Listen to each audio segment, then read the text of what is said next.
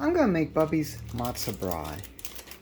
My grandmother was born in Poland, Russia, as the family story goes. No one knows exactly a small town. She came to the United States chasing after her husband, who had come over in the turn of the century and started a new life with a new wife. She came over, waved the marriage certificate in front of him, and said, "Hey, you're mine."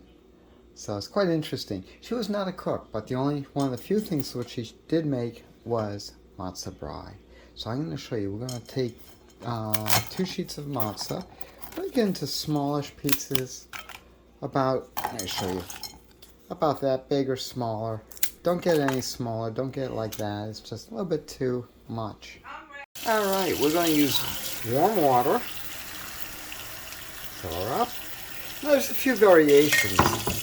Dry, crunchy, or whatnot. I like it moist and a bit crunchy. A lot of that is how much you soak your matzah, and with cold water or warm water. I'm using warm water. I'm going to let it soak for a little bit. When I say a little bit, I mean 2-3 minutes or so. Oh, jeez, this is terrible. Gotta wash those counters. So it's been a couple minutes, and I took those couple minutes to clean the counters. I also have butter melting. And I'm going to drain this just by putting my hand over there and just draining it. You don't have to go crazy. Got all the water out. I'm going to take 1 egg. See if I do this with one hand. When I broke my wrist, I had to learn. There we go. Not too bad.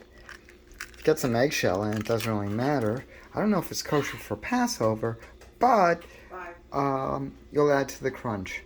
Okay. I'm going to put a dash of salt in there. Hang on.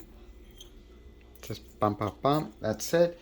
Now, I don't put much salt in because I salt up my matzo brei afterwards. Yeah, I know. I got to throw that away. Now, I just want to show you this. This is the fun part. You mush up with your hand. That you've got to do. Just blend it in really nicely with your hands. That's it. And you're going to see the yolk all through. And grab your butter, pour it in, and now I'm going to put a little bit more butter into the pan. Bear with me. I'm not using a small pan. I like a smaller frying pan for a 2-sheet matzo brei because then it actually forms like a cake. This is going more like a pancake. I like it thicker. If I had a small pan, I'd use that. But that's it. I've got the heat on medium. See, medium? Oh my gosh, this thing shows up everything. I'm so embarrassed. Okay, it's been going about 2-3 minutes. It's all solid. I'm looking underneath. Looks good.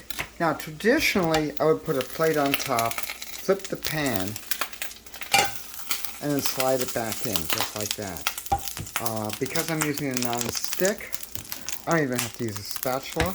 I could just, let's see if I could do it with a wrist. Flip. Damn, she's good. You can see it's still kind of eggy. I like it moist, so I leave it that way, but that's going to be going away. Add more butter, because you see it absorbs all the butter.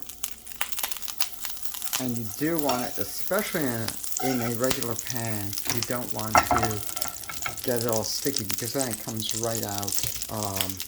All sticks together, doesn't form into like a little cake like you'd want. I'm just going to slide it right in. Let that go for about 2-3 minutes. I'll show you in a few minutes. It's been about 2-3 minutes. And again, you can use a spatula, whatever. Get that butter on there. That's beautiful. Now, normally it'd be in the size of a cake. It is a little bit yolky. You can get rid of that if you want by cooking it longer.